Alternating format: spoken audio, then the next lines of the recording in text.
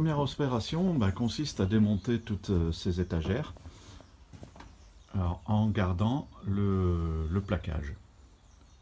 Alors, il y aura quelques réparations à faire. Par exemple ici, on peut voir au niveau du toit, avant la perforation, il faut absolument réparer ça.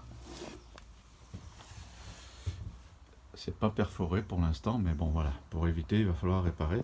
Et puis enlever toutes ces boîtes d'outillage que je vais garder parce que certaines vont être réutilisées dans l'aménagement. Voilà, là ici aussi, la séparation de cabine va être coupée.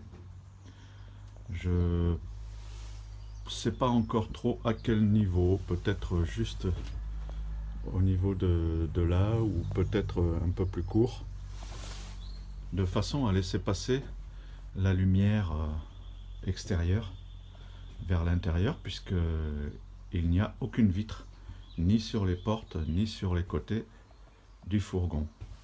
Voilà, alors il y a tout le plaquage et derrière le plaquage je pense qu'il n'y a rien, donc ça a vérifié, et comme il est vissé à certains endroits, il a été rifté, donc il va falloir que je fasse sauter les rivets pour pouvoir voir rien faire du tout, je sais pas, je verrai bien.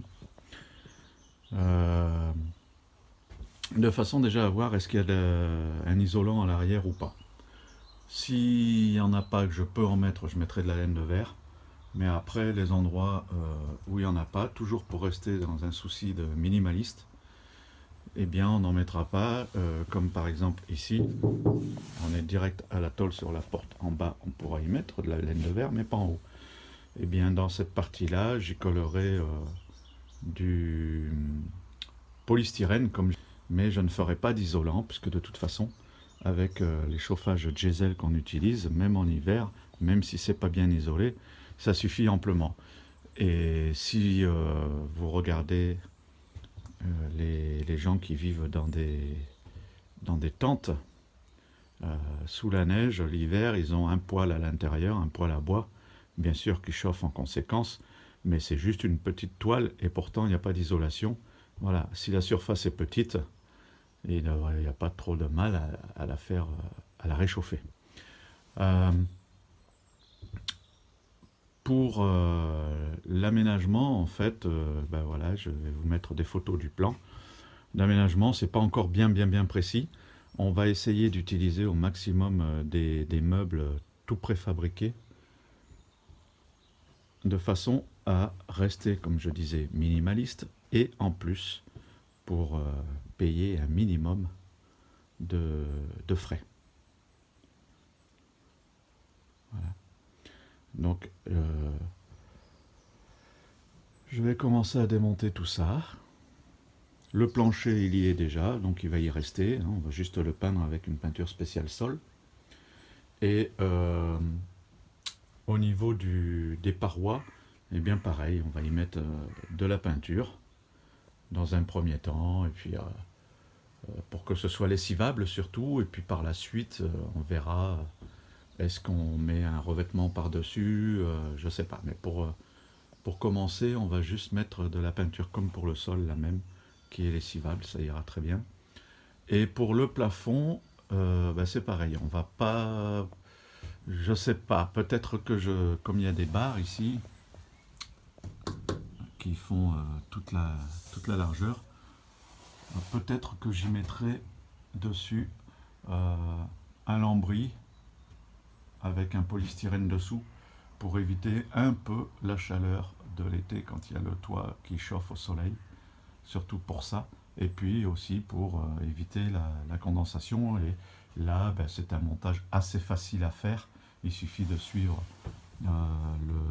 la barre, et comme la barre est encore facilement plus de 20 cm au-dessus de ma tête, même en mettant un lambris, ça ne gênera absolument pas, et ça permettra de passer par-dessous le câblage électrique, par exemple pour les lumières.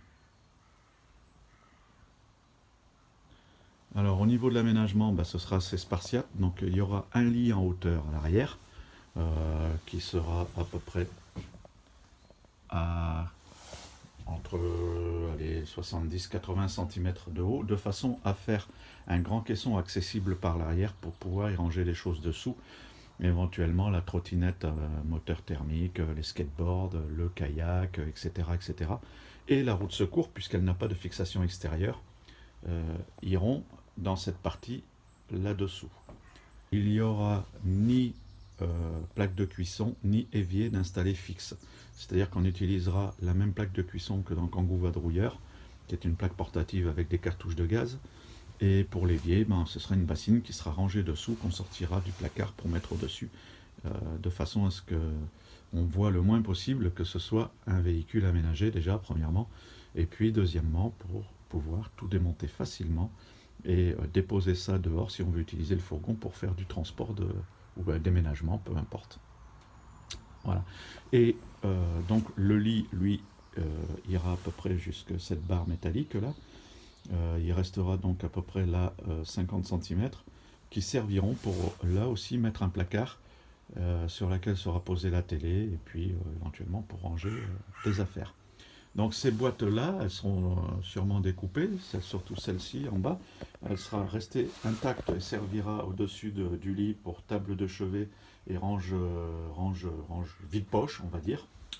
Et celle-ci, voilà, je la découperai à la taille qu'il faut et on la mettra peut-être en position verticale plutôt qu'horizontale comme elle est là, sur le côté d'une paroi ici par exemple, pour servir de rangement pour la cuisine, mettre les condiments, mettre voilà, tout un tas de choses dedans. On mettra des gaines de câbles au travers pour empêcher que tout se voyage.